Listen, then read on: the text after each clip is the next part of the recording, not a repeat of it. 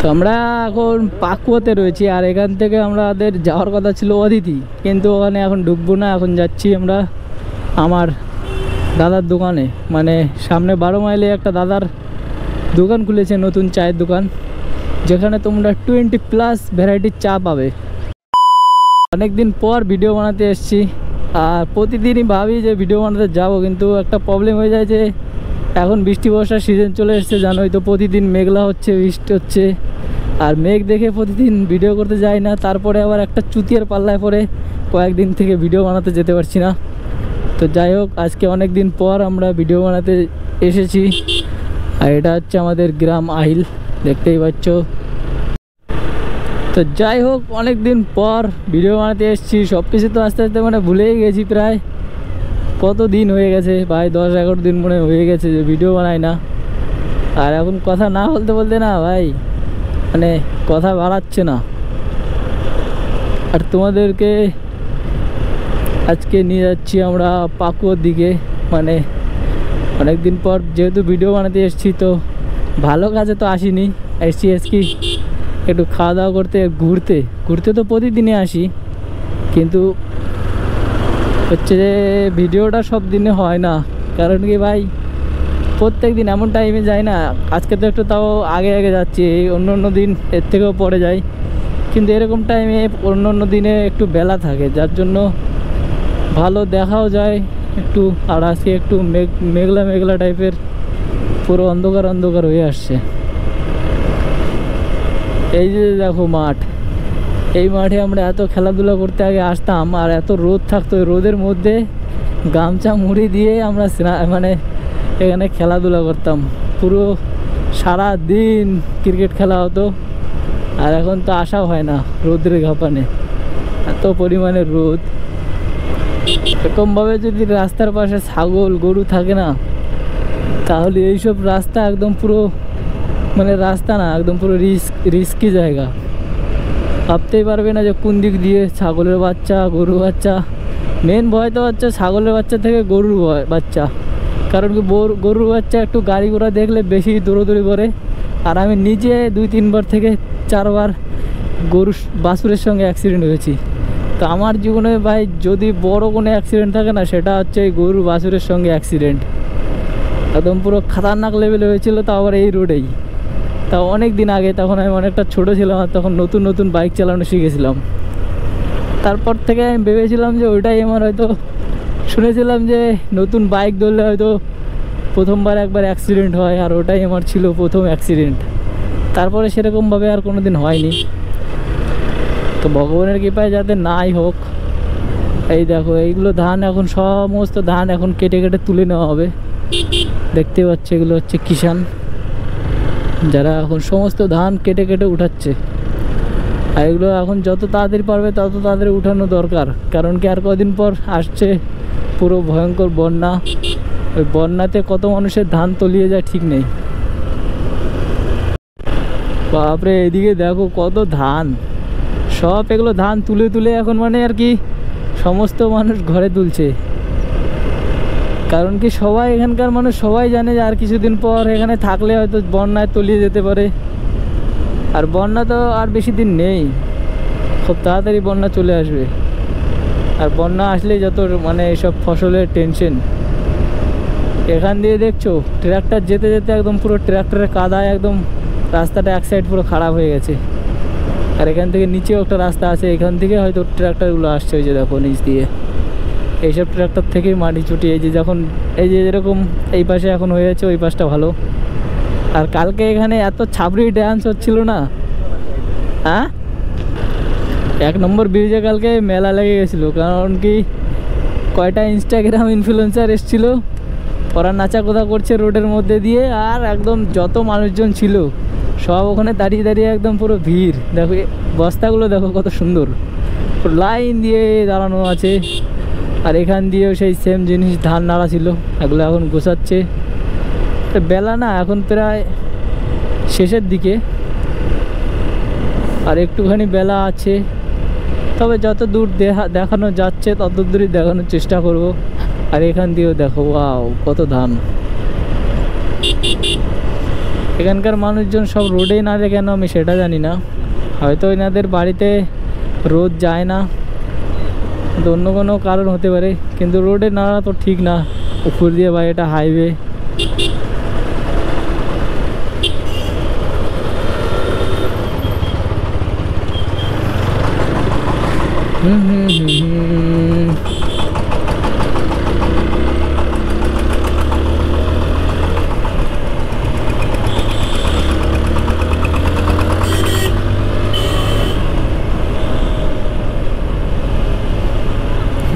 সব ধানের জন্যই আর কি, বিশেষ করে যত হচ্ছে প্রবলেমটা। একদিকে তো রোডটা অর্ধেক ধানের জন্য নষ্ট, মানে বন্ধ আছে, উপর দিয়ে এই পাশ দিয়ে গাড়ি যাচ্ছে, তো রাস্তা পুরো জাম। এই দেখো এইদিকে কি অবস্থা,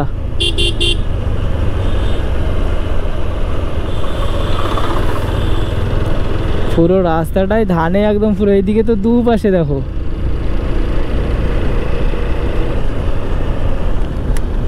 একে কি বাড়ি নাই নাকি, বাড়িতে উঠোন নাই এগুলো মানুষদের?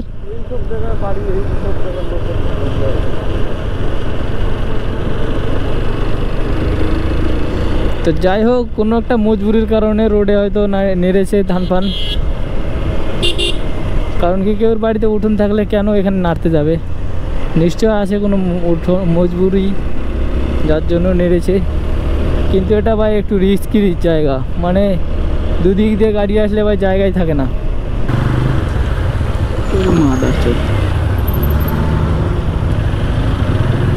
বাপরে, এখনই মারিয়ে ফেলছিল।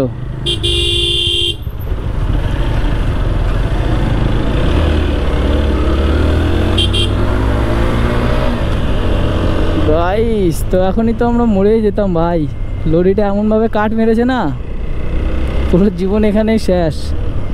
একটুর জন্য বেঁচে গেছি।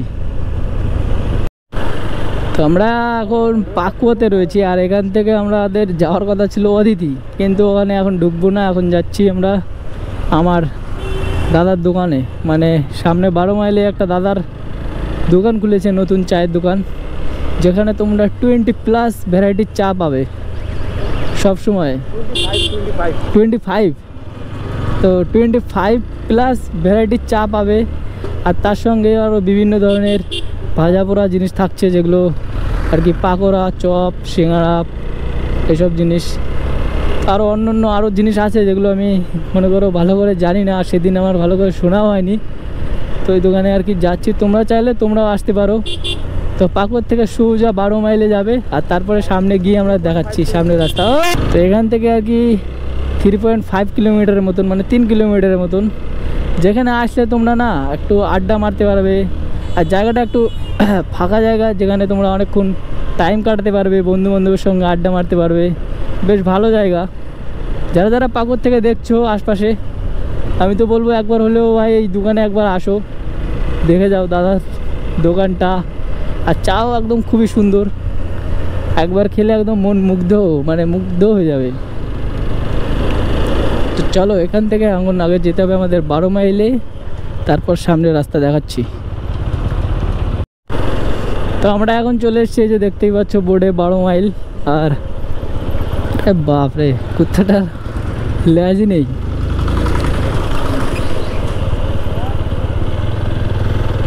তো এখান থেকে না আর কিছুটা দূর, মানে একটু সামনে গেলেই দেখতে পাবে তোমরা সেই চায়ের দোকান।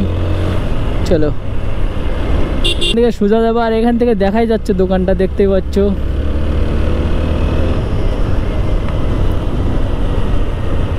এই যে সেই দোকান, সেই দোকানের কথা এতক্ষণ থেকে বলছিলাম। জায়গাটা দেখছো গাইস, কত সুন্দর ফাঁকা জায়গা।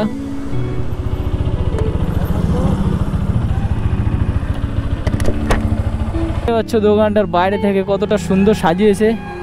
আর এই পাশে এই যে একটা জলের ঢপ আছে, আর এই ঢপের সোজাসুজি দেখতে পাচ্ছ এখানে বাইক পার্কিং করারও জায়গা আছে।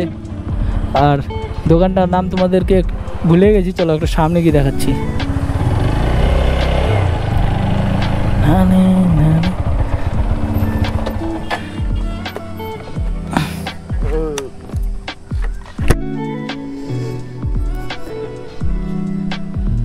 Amit dark corner. এই যে সেই দোকান দেখতেই পাচ্ছ, আর এই যে আমার দাদা, এটাই আর কি আমাদের দোকানের ওনার।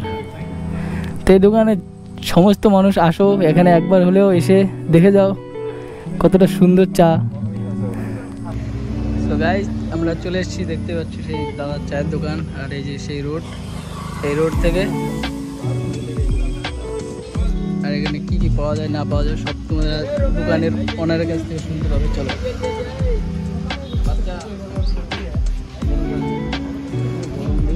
এখন আমরা দাদার মুখ থেকে শুনবো। দাদা প্রথমে দাদার দোকানের নাম?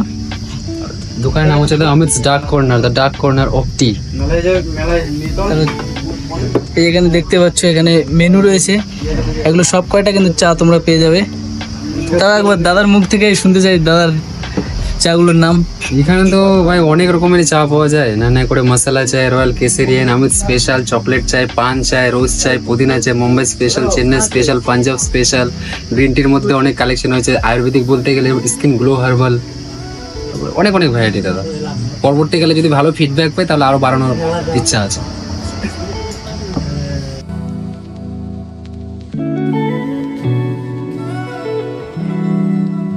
তোমরা শুনতে পেলে দাদার মুখ থেকেই। আর এখানে সমস্ত কিছু পেয়ে যাবে, আর জায়গাটা তো ভালো সুন্দর জায়গা, তোমাদেরকে তো দেখালাম।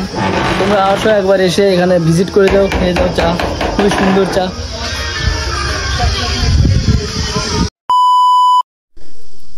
তো দাদার দোকানে আজকে প্রায় কয়েকদিন পর আসলাম, কিন্তু চাটা খেলাম, খুবই ভালো লাগলো। আমিও চাই যে তোমরা একবার হলে এখানে আসো, ভিজিট করে যাও।